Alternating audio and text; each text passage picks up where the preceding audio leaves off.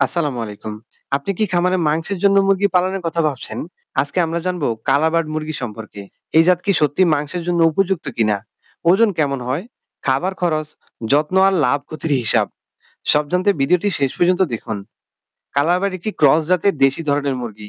এই জাত দেখতে রঙিন, শক্তপোক্ত এবং দ্রুত ওজন ধরে।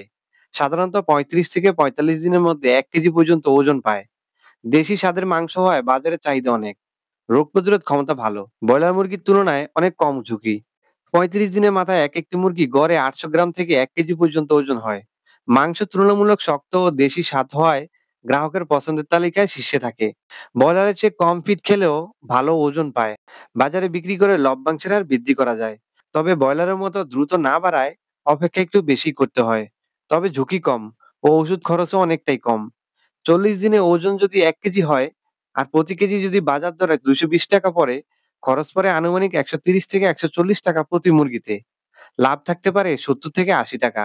বড় স্কেলে পালন করলে আরো কম খরচে বেশি লাভ করা সম্ভব। তবে খেয়াল রাখতে হবে খাবারের মান, খামারের পরিষ্কার পরিচ্ছন্নতা, সময়মতো টিকা ও ওষুধ প্রয়োগ। সরাসরি বলা যায়, হ্যাঁ, কালার বার্ড মুরগি মাংসের জন্য একটা ভালো অপশন। যারা দেশি টাইপের স্বাদ ও মাঝারি খরচে লাভ চান, তাদের জন্য আদর্শ। আপনি যদি ছোট স্কেলে বা বড় খামার শুরু করতে চান, কালার বার্ড হতে পারে আপনার সঠিক পছন্দ। ভিডিওটি ভালো লাগলে একটি লাইক দিন। কমেন্ট আপনার অভিজ্ঞতা জানাতে ভুলবেন না। আর এমন আরো খামারি টিপসের জন্য আমাদের পেজটিকে ফলো করুন। আল্লাহ হাফেজ।